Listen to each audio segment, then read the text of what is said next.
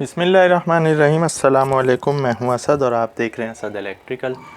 Last video में हमने detail से बात करी थी हमारे जनरेटर के टोटल लोड करंट के ऊपर, यानी कि उसमें स्टार कनेक्शन में जैसा कि हमने बताया था कि हमारा जो टोटल करंट होता है वो बराबर होता है हमारे फेज़ करंट के।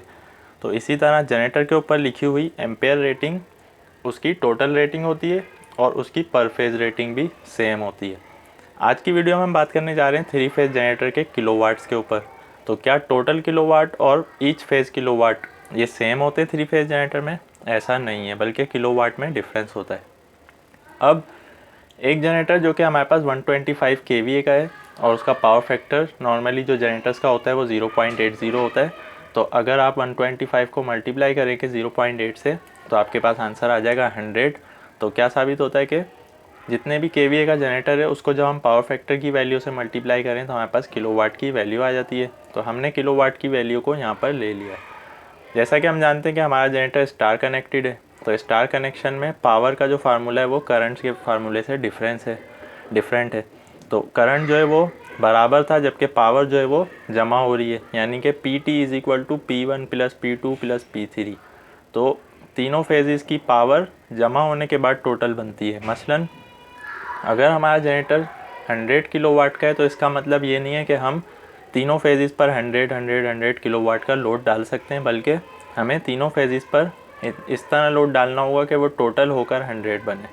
तो यहाँ पर अगर हम 100 को 3 से डिवाइड करेंगे तो हमारे पास 33.33 ये आंसर आएगा। तो पर फेज़ जो किलोवाट होंगे वो हमारे 33.33 बनेंगे।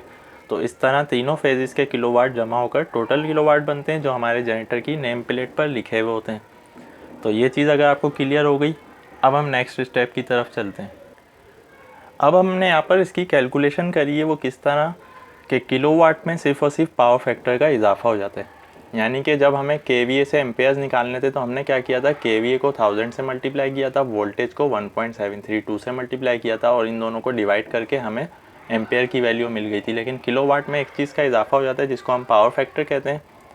तो किलोवाट केवीए की जगह आ गए, 1000 अपनी जगह रहा, वोल्टेज और 1.732 की वैल्यू अपनी जगह रहेगी, सिर्फ और सिर्फ पावर फैक्टर का इजाफा हो जाएगा। जब हमने इस जनरेटर की कैलकुलेशन स्टार्ट करी तो 100 किलोवाट मल्टीप्लाई बाय 1000 जो भी वैल्यू आई उसको हमने नोट कर लिया। 400 वोल्ट थे हमारे, 1.732 इसकी फिक्स वैल्यू है, मल्टीप्लाई बाय पावर फैक्टर यानी 0.8। तो हमारे पास जो है 554.24 554.24 वैल्यू आ गई। तो आखिर में हमने 100,000 को डिवाइड कर दिया 554.24 से, तो हमारे पास आंसर आ गया 180। आप चाहें तो ये सारी कैलकुलेशन अपने कैलकुलेटर में कर सकते हैं। तो 180 हमारे पास एग्जैक्ट वैल्यू आ गई हमारे जनरेटर की। यानी कि अगर हमारा जनरेटर 125 केवीए और 100 किलोवाट का होगा, उसका पावर फैक्टर और वोल्टेज सारे इसी तरह होंगे, तो एम्पेयर्स हमारे 180 बन जाएंगे। अच्छा, ये तो हम कैलकुलेशन कर रहे हैं टोटल किलोवाट से। तो हमने टोटल किलोवाट की वैल्यू 100 रखी है तो हमें 180 एम्प्स मिल रहे हैं। लेकिन हमने ये कहा है कि 3 फेज़ जनरेटर में जो एम्पेयर्स हैं वो ईच फेज़ भी सेम होते हैं। तो अब अगर हम किलोवाट को यहाँ पर ईच फेज़ वाली वैल्यू के साथ कैलकुलेट करें तो एम्पेयर की वैल्यू हमारे पास 180 ही आनी चाहिए। मसलन किलोवाट तो 3 से डिवाइड हो जाएंगे, तो 3 से डिवाइड होने के बाद जो हमारे पास वैल्यू आएगी वो 33.33 होगी। लेकिन एम्पेयर हम कह रहे हैं कि सेम रहेंगे, तो वो किस तरह? अब इसी फार्मूले को लेकर हम यहाँ पर उसकी कैलकुलेशन कर लेते हैं ताकि आपको मज़ीद कॉन्सेप्ट क्लियर हो जाए। यहाँ पर आप देख सकते हैं कि जब भी हम पर फेज़ किलोवाट से एम्पेयर की वैल्यू मालूम करेंगे तो उसका तरीका क्या होगा, सिर्फ थोड़ा सा डिफरेंस आ जाएगा। यहाँ पर किलोवाट जो थे वो टोटल थे, तो हम यहाँ पर लाइन वोल्टेज लिख रहे थे और 1.732 की √3 वाली वैल्यू को ले रहे थे। अब किलोवाट हम पर फेज़ की बात कर रहे हैं, तो पहले तो हमने 100 को 3 से डिवाइड कर दिया तो हमारे पास पर फेज़ के किलोवाट आ गए 33.33 किलोवाट। तो किलोवाट की वैल्यू यहाँ ले ली और 1000 से मल्टीप्लाई हो जाएगा। अब जो वोल्टेज हैं वो यहाँ पर लाइन वोल्टेज की जगह फेज़ वोल्टेज लेने होंगे, चूँकि हम पर फेज़ कैलकुलेशन कर रहे हैं। तो यहाँ पर 400 वोल्ट थे तो यहाँ पर हमें 230 लेने होंगे। तो जब आप 400 को डिवाइड करते हैं 1.732 से तो आपके पास 230 वैल्यू आती है। अगर आपके पास 220 वोल्ट पर फेज़ हैं तो आपके 380 वोल्ट बनते हैं लाइन वोल्टेज। तो हमने फेज़ वोल्टेज ले लिए 230, 400 की जगह 230 हो गए। 1.732 का जो वैल्यू है ये सिंगल फेज़ की कैलकुलेशन में नहीं आएगी, चूँकि हम पर फेज़ कैलकुलेशन कर रहे हैं तो ये 3 फेज़ की कैलकुलेशन में ही आती है। तो अब दो चीज़ें रह गई, वोल्टेज और पावर फैक्टर। पावर फैक्टर हमारा कांस्टेंट है, तो वोल्टेज और पावर फैक्टर यानी 230 मल्टीप्लाई बाय 0.8, तो हमारे पास 184 वैल्यू आ गई। और 33.33 को जब हम 1000 से मल्टीप्लाई करते हैं तो हमारे पास आप देख सकते हैं कि 4 टाइम 3 और 0 ये वैल्यू आ गई। फाइनली हमने इन दोनों को आपस में डिवाइड कर देना है, तो हमारे पास 181 आ गई, जो कि जनरेटर के टोटल एम्पेयर बन रहे हैं। तो 181 को यहाँ हम 180 लिखेंगे। उसकी वजह ये है कि जब भी हम 100 को 3 से डिवाइड करते हैं तो हमारे पास जो पॉइंट में वैल्यू है वो बहुत ज़्यादा है, तो या तो हम वो पूरी वैल्यू ले लें तो हमारे पास 180 ही बन जाएगा, लेकिन हम पॉइंट के बाद सिर्फ 2 वर्ड्स लेते हैं या ज़्यादा से ज़्यादा 3 लेते हैं, जिस तरह यहाँ पर हम 732 लेते हैं, अक्सर हम 1.73273 तक लेते हैं।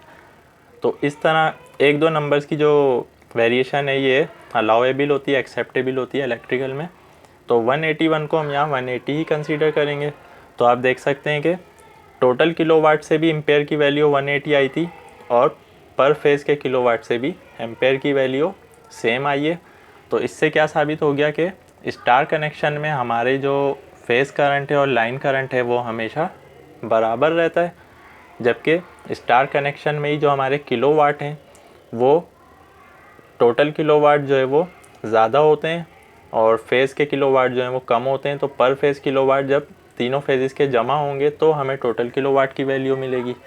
तो किलोवाट में और एम्पेयर्स में हमारे जनरेटर में सिर्फ इतना ही फ़र्क होता है।